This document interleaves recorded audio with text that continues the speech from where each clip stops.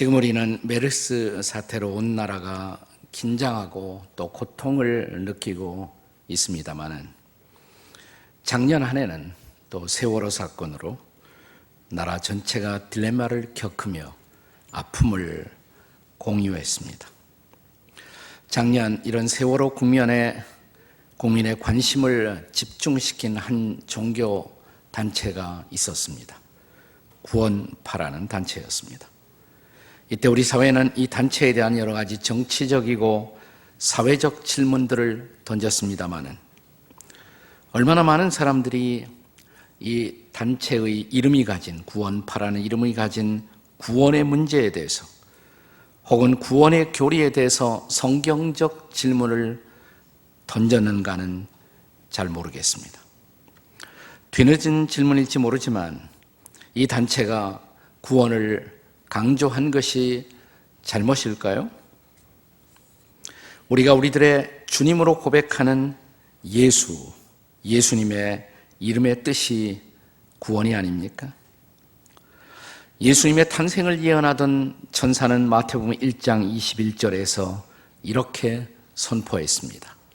한번 같이 읽어보시겠습니다. 시작. 아들을 낳으리니 이름을 예수라 하나 이는 그가 자기 백성을 그들의 죄에서 구원할 자이심이라 하니라. 예수의 뜻이 구원입니다. 그리고 그가 이 땅에 오신 목적이 분명히 인류의 구원이었다면 이 단체가 구원을 강조한 것이 잘못일 수는 결코 없습니다. 오히려 구원받았습니까? 라는 질문에 대해서 분명한 대답을 할 수 있도록 준비되지 못한 오늘의 기독교, 기성교회에 적지 않은 책임이 오히려 있다라고 저는 생각을 합니다.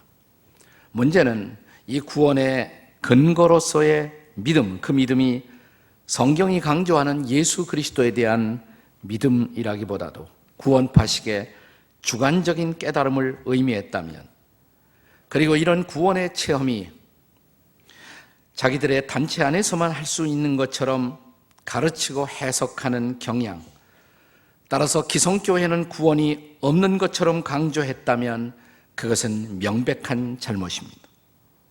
거기다가 구원이 중요한 교리인 것은 틀림없지만 구원만 받으면 다른 아무 책임도 다른 아무것도 더 이상 우리에게 중요한 것이 없는 것처럼 가르쳐 왔다면 이것은 매우 위험한 구원 교리에 대한 왜곡이 아닐 수가 없습니다. 그렇다면 구원받은 성도들에게 주어지는 책임은 도대체 무엇일까요? 오늘의 본문 구약 에스라서에서 뜻밖에도 우리는 이 질문에 대한 하나님의 대답을 발견합니다. 구약에서 구원의 의미를 가장 잘 가르치는 한 사건이 있었다면 그것이 바로 유월절 사건입니다. 자, 하나님의 심판이 하나님을 반역하던 바로와 애굽 땅을 향해서 선포되었을 때 그 땅의 모든 처음 난 것들, 장자들을 포함한 모든 처음 난 것들이 멸망당하리라는 심판의 선언이 주어졌을 때, 그러나 하나님은 아직도 하나님을 신뢰하고 경외하는 백성들을 위한 구원의 길을 가르쳐 주십니다. 각 가족을 대표해서 어린 양을 잡으라고, 그리고 그 양의 피를 집집의 문설주 좌우 인방에 그 어린 양의 피를 뿌리라고. 그러면 내가 그 피를 볼 때 넘어가리라, 혹은 한문으로 넘어간다는 말을 유월하리라. 히브리어로 유월절이란 말을 페사흐라고 하나, 페사흐. 영어로는 패스오버예요. 패스오버. 그러니까 6월이라는 말이 1, 2, 3, 4, 5, 6 그런 6월이 아니라 넘어간다. 하나님의 심판이 넘어간다. 그래서 이 집에 이 백성들에게 구원이 있다라는 선언을 하신 것입니다. 그 말씀 그대로 신뢰하고 그렇게 했을 때 그들은 구원을 경험합니다. 그리고 바로의 손에서 해방되고 약속의 땅을 향해서 새로운 출발을 하게 된 역사적 그 해방을 기념하는 절기가 바로 유월절 축제였던 것입니다.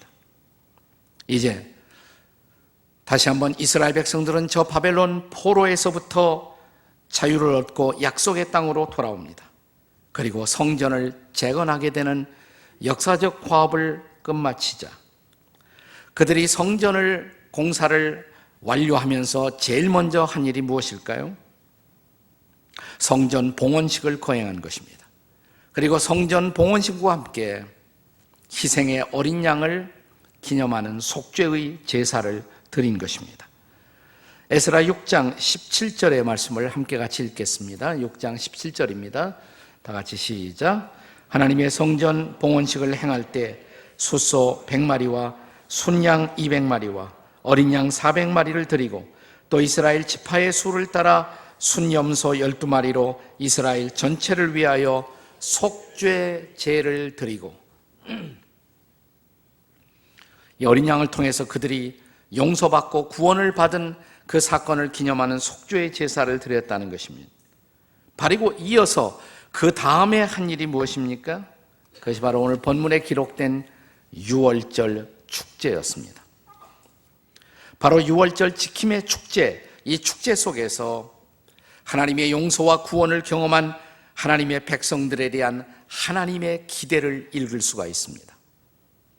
이것은 거꾸로 우리 편에서 보면 우리가 이제 구원받은 자로서 용서받은 자로서 감당해야 할 우리들의 책임을 뜻하는 것입니다. 여기 하나님의 은혜를 경험한 모든 시대의 주의 백성들이 물어야 할 중요한 질문을 발견합니다. 그것은 구원받은 자들의 책임은 무엇인가라는 사실입니다. 과연 구원받은 사람, 용서받은 사람들의 책임은 뭘까요? 그 첫째는 정결한 삶을 사는 것입니다. 본문의 20절을 보겠어요. 본문 20절입니다. 다 같이 시작.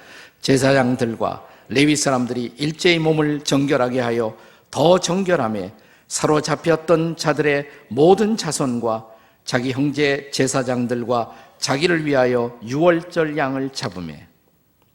여기 유월절 축제의 키워드는 정결이라는 단어였습니다. 사람들이 일제히 몸을 정결하게 하며 정결. 여기 하나님이 주의 백성들을 유월절 어린 양의 희생을 근거로 구원하시고 그들을 용서하시고 그들을 보호하신 목적이 무엇일까요? 그건 이제부터 정결한 삶을 살라는 것입니다. 이스라엘 백성들은 유월절이 시작되자마자 그날 저녁부터 아주 특이한 떡을 먹기 시작합니다. 그 떡이 무교병이에요. 누룩이 없는 떡이란 말입니다. 누룩이 없는 떡. 그들이 유월절 축제를 진행하면서 무교병, 누룩이 없는 떡을 먹은 이유는 어디에 있을까요? 먼 훗날 바울 사도는 고린도전서 5장 7절에서 이 사건을 이렇게 설명하고 있습니다. 자, 고린도전서 5장 7절을 다 같이 읽겠습니다. 시작. 너희는 누룩이 없는 자인데 새 덩어리가 되기 위하여 묵은 누룩을 내어 버리라. 우리의 유월절 양 곧 그리스도께서 희생이 되셨느니라. 여러분, 누룩이라는 것은 성경에서 어떤 죄나 악을 상징할 때 쓰여지는 것이에요. 그래서 누룩이 없는 떡을 먹었다는 것은 이제 뭐냐면 죄나 악을 떠난 거룩한 삶을 상징하는 것입니다. 그 무교병을 유월절 첫날 저녁부터 그들이 먹기 시작하는 것입니다. 다시 말하면 그들은 이제 순전함, 정결함으로 그들에게 새로운 삶을 주신 하나님 앞에 응답하고자 하는 고백을 드리는 것입니다. 자, 오늘을 살아가는 그리스도인들이 예수 믿고 용서받고 구원을 받았다고 고백할 때 그 성경적 의미는, 구원의 의미는 언제나 죄로부터의 구원이에요.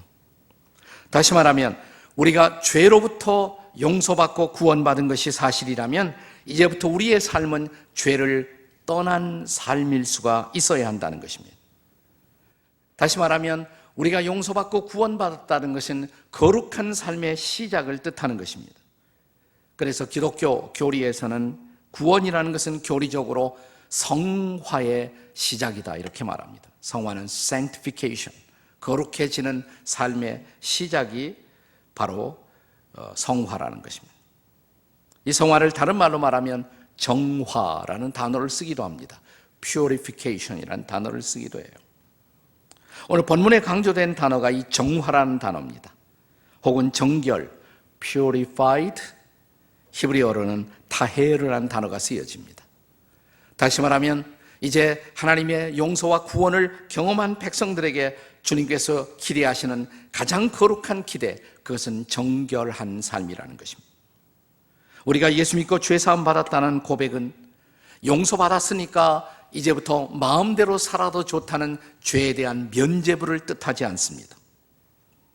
신약 성경이 쓰여지던 당시부터 예수 믿고 용서받고 이제 구원받았으니까 이제부터는 아무렇게나 살아도 상관이 없다라고 가르치는 그런 잘못된 신학적인 조류가 하나 있었어요. 그것을 오래전부터 우리의 선배들은 그것을 무율법주의라고 불렀습니다. 엔티노미안 혹은 엔티노미니아니즘, 무율법주의. 여러분, 기독교는 결코 율법주의가 아니에요. 율법을 지킴으로 구원받는 종교가 아니에요. 아무도 율법 지켜서 구원받을 사람 없어요. 그러나 기독교는 동시에 무율법주의도 아닙니다. 다시 말하면 율법을 지켜 구원받을 수 없으니까 율법은 필요 없다가 아니에요. 이제 예수 그리스도를 믿음으로 용서받고 구원받은 사람들에게 하나님의 율법은 새로운 표준, 거룩한 기대가 될 수가 있다는 것입니다. 우리는 이제 그 거룩한 표준을 따라 살아갈 수 있어야 한다는 것입니다.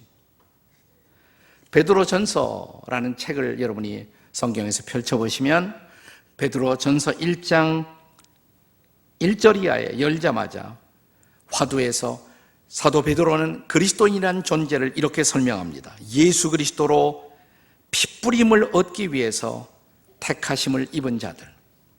성도라는 것은 마치 유월절날 어린 양이 죽어 그 핏부림으로 말미암아 그들이 보호받고 용서받았던 것처럼 예수 그리스도의 핏부림을 얻기 위하여 택하심을 입은 자들. 이것이 우리의 정체성이라는 것이에요. 근데 이렇게 시작한 베드로전서 1장은 조금 지나서 그 핏부림으로 용서받고 구원받은 사람들을 향한 책임을 말하기 시작합니다. 베드로전서 1장 15절을 같이 읽겠습니다. 다 함께 시작. 오직 너희를 부르신 거룩한 이처럼 너희도 모든 행실에 거룩한 자가 되라. 핏부림을 얻은 사람, 용서받은 사람들의 중요한 책임은 이제 우리의 삶의 모든 영역에 있어서 정결함을, 거룩함을 추구하는 것이어야 한다는 것이에요. 이것은 구원받은 사람들에게 도피할 수 없는 거룩한 책임입니다. 자, 이렇게 구원받은 사람들, 그들은 이제 거룩한 삶을 살아가야 합니다. 그러나 이제 이 거룩한 삶이라는 것은 우리가 거룩하다 그러면 무슨 어떤 지루하고 엄숙하고 이런 것들을 연상하기 쉬워요. 아니에요.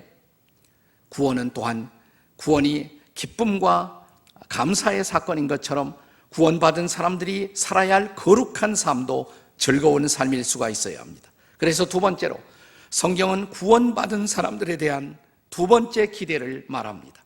이 둘째 기대가 뭐냐? 즐거운 삶을 누리는 것이에요. 구원받은 사람들의 책임은 거룩한 삶과 함께 이제부터 즐거운 삶을 누릴 수가 있어야 한다는 것입니다. 자, 거룩한 삶을 산다 그러면 우리가 무슨 죄를 안 짓는 것, 따라서 안 짓기 위해서 몸부림치는 것, 이것도 안 하고 저것도 안 하는 것, 이런 매우 소극적인 의미로 우리는 이 거룩이라는 단어를 이해할 가능성이 있습니다. 그러나 거룩한 삶을 산다는 것은 하나님의 기대를 따라 사는 것이에요. 그것은 즐거운 삶이에요. 그것은 행복한 삶이고 기쁨의 삶인 것입니다. 하나님은 모든 구원받은 사람들이 구원의 기쁨을 가지고 거룩한 삶의 길을 걸어가는 것을 보고 싶어 하는 것입니다. 그것이 오늘 본문에서도 나타나 있어요. 자, 유월절을 지키면서 그들이 어떤 모습으로 유월절을 지키는가를 보십시오. 본문 22절의 말씀입니다. 같이 읽겠습니다. 시작. 즐거움으로 이레 동안 무교절을 지켰으니 이는 여호와께서 그들을 즐겁게 하시고 또 아스루 왕의 마음을 그들에게로 돌려 이스라엘의 하나님이신 하나님의 성전 건축하는 손을 힘있게 하도록 하셨습니다. 여기 즐거움으로 이레 동안 무교절을 지켰으니, 그러니까 이 유월절을 지키는 동안에 유월절과 무교절은 같이 오는 거예요. 그러니까 유월절에 누룩 없는 떡을 먹으니까 유월절에 다른 이름을 무교절이라고 말해도 과언이 아닙니다. 근데 그 한 주간 동안 그들은 즐거움으로 그랬어요. 즐거움으로. 즐겁게 지내는 것이에요. 즐겁게 지내는 것. 또 성경을 말하기 이는 여호와께서 그들을 즐겁게 하시고 그랬어요. 하나님은 우리를 즐겁게 하시는 하나님이에요. 때로 우리는 하나님의 이미지를 생각할 때 하나님은 우리를 힘들게 만들고 고통스럽게 하시는 하나님. 아니에요. 하나님은 우리를 즐겁게 하시는 하나님이십니다. 여기 성경의 하나님, 우리가 신뢰하고 따라가는 하나님, 그 하나님은 우리가 즐거움으로 사는 것을 기뻐하시고 그래서 우리의 마음속에 그 즐거움을 주시는 하나님이라고 선포하고 있습니다. 그래서 우리가 거룩이라는 개념을 이해할 때 이것을 거룩을 기쁨이나 즐거움의 반대로 이해하는 것은 잘못된 것입니다. 거룩이나 정결의 반대는 죄나 불결함이에요. 자, 우리가 거룩하게 사는 것은 동시에 그것은 기뻐할 수 있는 삶의 모습이라는 것을 기억해야 합니다. 우리는 거룩하게 살면서 행복하게 살 수가 있다는 것입니다.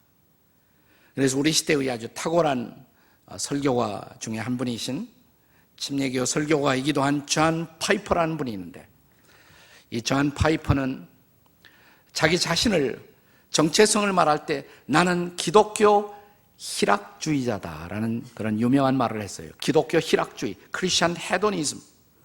다시 말하면 그리스도인들도 기쁨을 즐거워하고 세속적인 쾌락과 구별하기 위해서 제가 희락이라는 단어를 썼습니다마는 정말 기뻐할 수 있는 삶을 사는 것, 그것이 그리스도인들의 삶의 모습이어야 한다는 것이에요.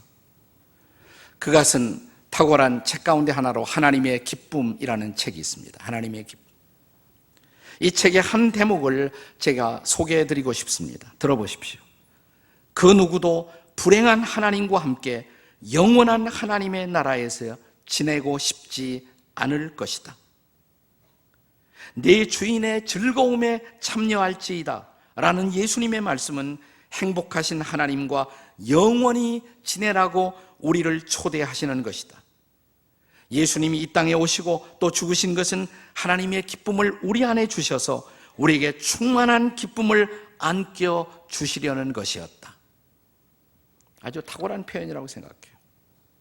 우리가 천국에서 하나님과 영원히 살아야 할 텐데 그 하나님이 아주 거룩하기만 하고 우리가 생각하는 짜증나는 하나님이라면 그 하나님과 영원히 산다는 것이 문자 그대로 얼마나 고통스러운 일이겠습니까? 하나님은 행복한 하나님이에요. 그 하나님과 함께하는 것은 행복한 삶인 것을 믿으시기 바랍니다. 그러므로 가장 정상적인 그리스도인의 삶, Normal Christian Life, 정상적인 그리스도인의 삶이란 뭐냐? 그것은 하나님의 기쁨으로 충만한 삶인 것입니다. 여러분, 그래서 주의 백성들이, 하나님의 백성들이 하나님 앞에 범죄하면 첫 번째로 일어나는 사건이 뭔지 아세요? 기쁨이 없어져요. 내 마음에 진정한 즐거움이 없어지는 것입니다. 그것은 엄격하게 말하면 구원의 즐거움이 상실되는 것입니다. 크리스찬이 범죄한다고 해서 구원은 잃어버리지 않아요. 그러나 구원받은 즐거움, 구원받은 기쁨은 언제라도 죄를 범하는 순간 즉각적으로 우리를 떠나는 것입니다. 저 유명한 다윗이 범죄했을 때 그는 하나님 앞에 나와 정말 간절한 심정으로 참회의 기도를 드립니다. 이 다윗의 참회의 기도가 기록되고 있는 시편 51편 12절의 말씀을 읽어보십시오. 같이 읽겠습니다. 시작. 주의 구원의 즐거움을 내게 회복시켜 주시고 자원하는 심령을 주사 나를 붙드소서. 다윗이 다시 자신의 회복을 위해서 기도하면서 주님 구원의 즐거움을 내게 회복시켜 달라고. 이 구원의 즐거움이란 말이 영어 성경으로는 Joy of Salvation, 구원의 기쁨, 구원의 즐거움, 그걸 내가 다시 회복시켜 그 즐거움을 누리면서 삶을 살게 해달라고. 맞습니다. 가장 정상적인 그리스도인의 삶, 내가 하나님과 올바른 관계 안에서 살고 있다면 우리 안에 일어날 수 있는 놀라운 삶의 모습은 기쁨으로 가득 찬 삶의 모습인 것입니다. 우리는 흔히 요한복음 15장을 가리켜 포도나무 비유의 장 이렇게 부르죠. 예수님이 나는 포도나무고 너희는 가지고, 가지가 된 우리가 포도나무이신 주님께 붙어 있을 때 맺어야 할 열매, 어떤 열매일까요? 요한복음 15장 11절을 같이 읽겠습니다. 자, 다 같이 시작. 내가 이것을 너희에게 이루면 내 기쁨이 너희 안에 있어 너희의 기쁨을 충만하게 하려 함이라. 네, 우리가 정말 예수님과 연합되어 그분의 생명이 나를 지배하고 있을 때 내 안에 일어나야 할 삶의 모습은 충만한 기쁨의 삶이란 말이죠. 그러니까 예수 믿고 교회 나오면서도 인상 쓰고 있는 사람은 뭔가 잘못되어 있는 사람이에요. 한번 옆에 있는 사람 관상을 보시기 바랍니다. 정상인가 뭔가 잘못되어 있는가. 네, 그 기쁨이 만약 나타나지 못하고 있다면 한번 옆에 있는 분들에게 비정상이시네요 이렇게 한번 말해보세요. 네, 지극히 정상적인 삶의 모습, 예수님의 기쁨이 우리로 가득히 내 영혼을 채우는 삶.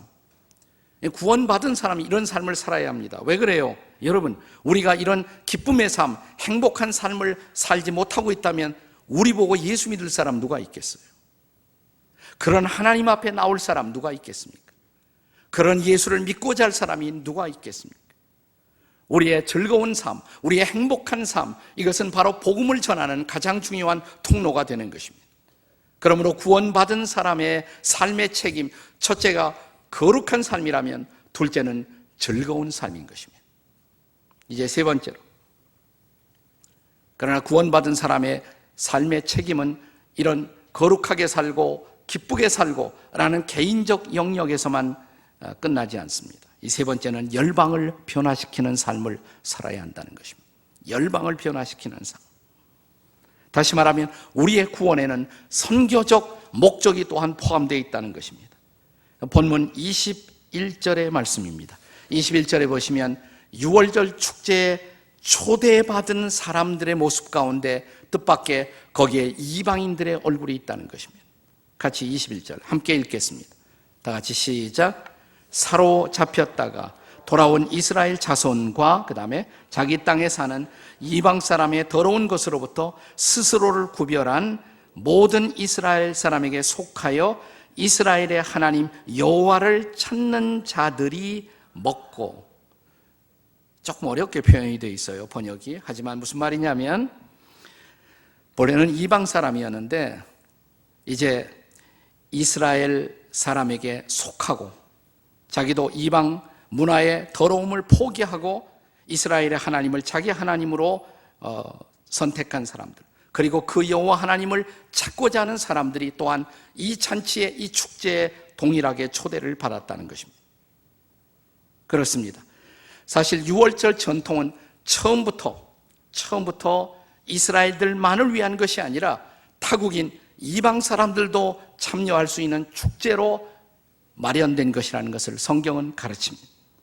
출애굽기 12장 48절을 보면 이것이 최초의 6월절의 모습이에요. 출애굽기 12장 48절 다 같이 읽겠습니다. 시작. 너희와 함께 거류하는 타국인이 여호와의 6월절을 지키고자 하거든 그 모든 남자는 할례를 받은 후에야 가까이 하여 지킬지니 곧 그는 본토인 같이 될 것이나 할례 받지 못한 자는 먹지 못할 것입니다.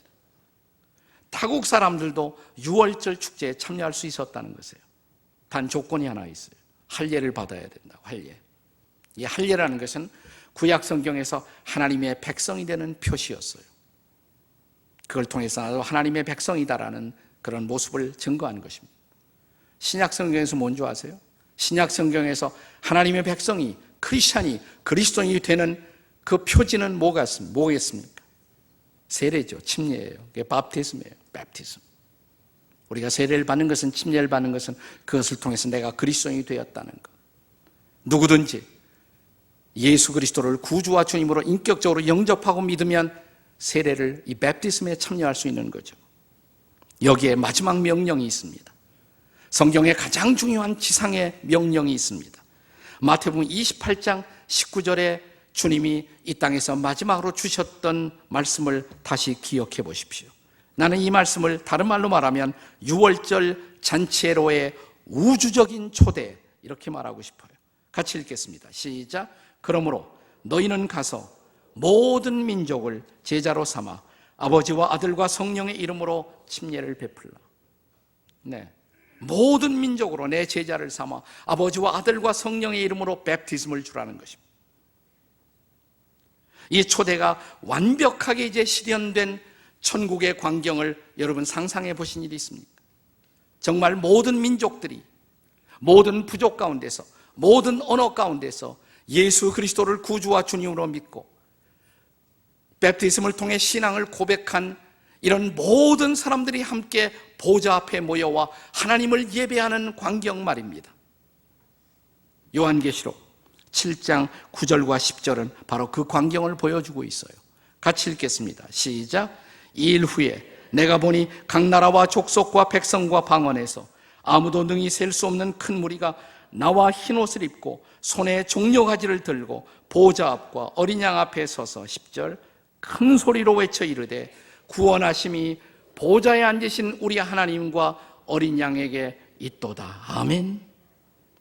모든 방언, 모든 백성, 모든 민족들 가운데 구원받은 모든 사람들이 하늘 보좌 앞에 나와 주님이 우리를 구원하셨습니다. 보좌에 앉으신 하나님과 하나님의 어린 양 되시는 예수 그리스도에게 우리의 찬양을 드립니다. 전 세계 모든 민족들이 그분 앞에 모여와 그분을 찬양하는 거룩한 축제, 이것이 바로 천국 축제예요. 천국 축제. 사랑하는 여러분, 이 축제가 가능하기 위해서 이 땅에 먼저 구원받은 사람들에게 주께서 우리에게 주신 책임이 바로 선교의 책임인 것입니다. 미션의 책임이에요. 저는 한마디로 선교를 6월절 어린 양 잔치애로의 초대라고 정의하고 싶어요. 이번 여름철 우리 교우들은 다시 한번 국내외 많은 곳으로 흩어져 가서 여전히 복음을 전할 것입니다. 메르스라고 해서 포기하면 안 돼요. 이것은 포기할 수 없는, 때를 얻든지 못 얻든지 우리가 해야 할 중요한 책임이라고 주께서 말씀하신 그 선교를 위해 우리는 다시 나아갈 것입니다. 선교의 결실은 뭐예요? 우리가 전하는 복음 앞에 사람들이 응답하여 죄의 문화를 포기하고 그들이 천국의 문화를 수용하고 거룩하신 하나님을 찬양하고 영원토록 경배하게 하는 것, 이것이 바로 선교의 결실이 아니겠습니까? 그렇습니다. 진지한 선교는 이 복음 전파를 통해서 소리 없이 그리고 가장 확실하게 세상을 변화시키는 것입니다. 그렇습니다. 이 세상의 궁극적인 변화의 소망은 유엔에 있는 것이 아니에요. 국제 정치에 있는 것도 아닙니다. 정보화도 아닙니다. WHO도 아닙니다. 이 세상의 진정한 소망은 바로 복음입니다. 그래서 하나님은 그 누구보다 이 소중한 복음을 전하기 위해서 부름받은 복음의 증인들을 귀하게 보십니다. 그래서 그분은 오늘도 이 복음을 붙들고 복음이신 그리스도를 증거할 준비가 되어 있는 사람들에게 이렇게 명하십니다. 우리가 잘 아는 사도행전 1장 8절의 말씀입니다. 오직 성령이 임하시면 너희가 권능을 받고 어디서부터? 예루살렘과 유대와 사마리아와 땅끝까지 이르러 내 증인이 되리라 하시니라. 아멘이십니까? 6.25라는 민족적인 전쟁, 그 전쟁 이후에 우리는 모든 것을 잃어버렸어요. 그리고 우리는 잿더미 같은 참화를 이 땅이 경험했습니다. 그런데 가장 짧은 시간 안에 한국이라는 나라가 다시 일어설 수 있었던 비밀이 뭐라고 생각하십니까? 세상이 어떻게 해석하든 상관없이 저는 이렇게 생각해요. 그 잿더미에서 우리가 붙들기 시작한 복음, 그리고 우리가 예배한 그 하나님과 예수 그리스도, 그리고 우리는 한국교회는 아직도 어린 교회였고 아직도 짧은 역사를 가졌고 아직도 경제적으로 피폐했지만 그럼에도 불구하고 우리는 복음을 받아들이자마자 복음을 전하기로 결심한 것입니다. 그래서 이 짧은 역사 속에 전 세계에서 미국을 제외하고 가장 많은 선교사를 파송할 수 있는 나라가 되었습니다. 나는 이것이 하나님이 이 땅을 책임지시고 이 땅을 축복하신 가장 중요한 이유라고 믿습니다. 선교하는 민족, 선교하는 국가, 하나님이 보시기에 존재할 이유가 있는 나라예요. 한국교회가 만약 선교를 포기한다면, 전도를 포기한다면 더 이상 이 땅 이민족은 하나님 보시기에 축복해야 할 이유를 잃어버리는 것입니다. 정말 우리가 이 땅이 다시 한번 하나님 앞에 축복된 민족이 되고 축복된 땅이 되고 그리고 축복을 나누는 백성들이 되기를 원하신다면 이 무더운 여름 다시 복음을 들고 나가는 일에 순종하는 저와 여러분이 되시기를 주의 이름으로 축원합니다. 세상 모든 민족들을 어린 양 거룩한 유월절 축제로 초대하십시오. 우리가 아니면 누가 하겠습니까? 지금 안 한다면 언제 하시겠습니까? 이 거룩한 축제, 이 축제의 땅에 온 민족들을 초대하기 위해서 이 여름철 그냥 더위만 피하기 위해서 적당히 보내는 계절이 아니라 이 복음을 들고 의미 있게 그 누군가에게 그 어딘가 가서 이 복음을 전하는 일에 내 삶의 한 부분을 드리는 이 빛나고 아름다운 여름이 되시기를 주의 이름으로 축원합니다.